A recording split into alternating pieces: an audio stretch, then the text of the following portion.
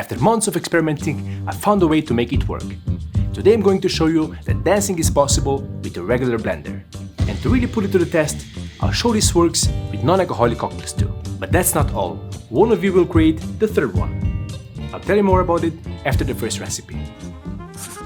It's cocktail time! If you haven't seen my previous dancing episode, it's based on a technique developed by Ian McPherson, where fat is blended into a liquid to create a richer texture and mouthfeel. To achieve that, we used a vacuum blender. The results were great, but many of you asked the same question: can this be done with a regular blender? So I went back to experimenting, and with the help of Vegg White, I finally found a way to make it work. But I also wanted to see if it could handle an even bigger challenge: non-alcoholic cocktails. Alcohol naturally helps stabilize emulsions, so without it, keeping everything together becomes much more difficult.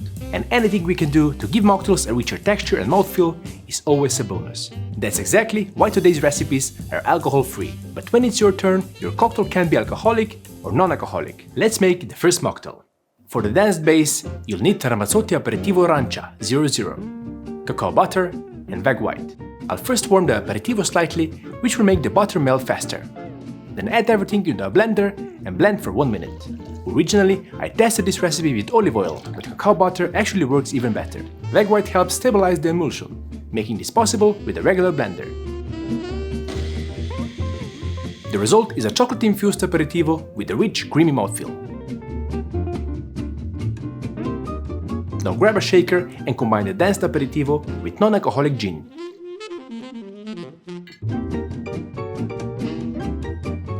Fresh lemon juice, and a few drops of saline solution. Shake well with ice.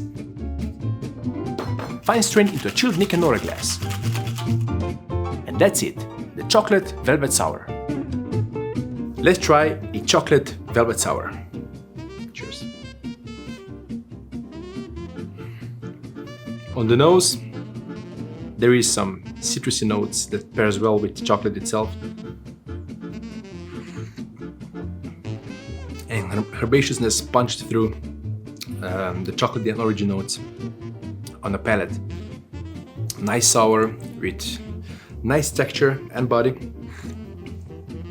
And it's really hard to stop sipping it because it's so delicious. Kevin, you mentioned before cocktails and mocktails. Which spirit would you use as the base if this was a cocktail? Of course, I would go with classic gin, London dry style gin, and with some aperitivo, right? Orange aperitivo, which is easily to replicate here. Remember when I said one of you would create the third cocktail? Here's what I meant. I want to challenge all of you to come up with your own dance cocktail using Vegg White. The challenge is open to everyone in markets where Vegg White is available. It can be alcoholic or non-alcoholic. The only requirement is that you use the dancing technique with Vegg White. Once you're happy with the recipe, submit it using the application form linked in the description. If we choose your cocktail as the winner, you will travel to Maribor, Slovenia. Join us for a cocktail time episode and present your cocktail on the channel. You'll also be joining me for a guest shift here in Maribor, hosted by the Craft Collective, and spend time with the Cocktail Time crew sightseeing this beautiful city. I can't wait to see what you create. You'll find all the details in the description below. Good luck! But first, let me show you one more idea. Let's make the second mocktail. Start by brewing a strong Genmaicha tea. The temperature for this tea should be at 70 degrees Celsius or 158 degrees Fahrenheit.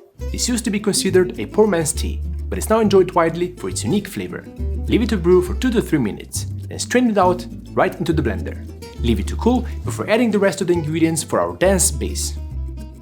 For that, we're adding olive oil, lemon peel, and Vegg White.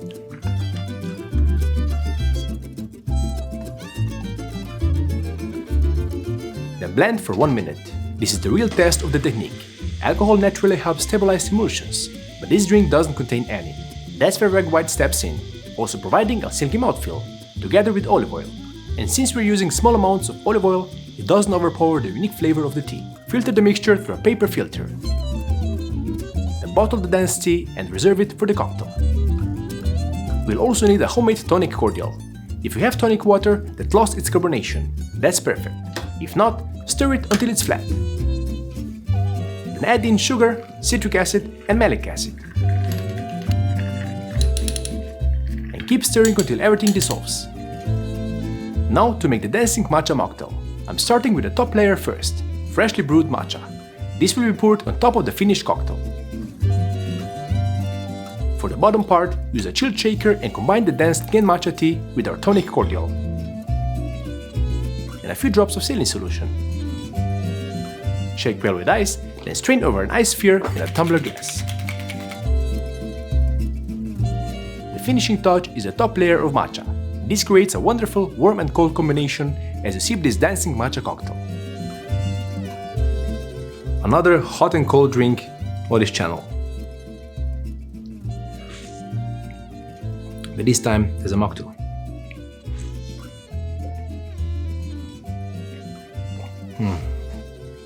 So you can taste both tea, matcha tea and matcha tea as well, with its grainy notes, green tea flavors as well, of course, and everything tied together with an olive oil. Aftertaste is truly long. It doesn't even feel like it's a non-alcoholic drink. It's a nice one, I have to say. It's really nice. I think I might be using this one on some of my gas shift menus as a non-alcoholic variation. So I was just checking the recipe and I was wondering, how did you come up with combining the tea, two different teas with one flavors? Yeah, so making non-alcoholic drink is, I think, even more challenging than alcoholic one. So we have to find as much flavors and layers as possible. And tonic water gives me the bitterness, the acidity, the sweetness. So of course brings something to the table while still being non-alcoholic, right? So that's why I decided on using the tonic, and everything really goes well together with green tea going well with olive oil going well with tonic water, etc. So, and everything together just works.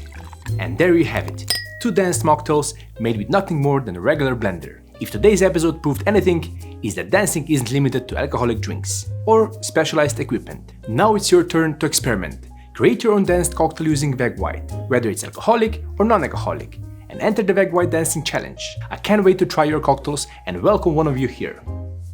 Cheers, friends of cocktails.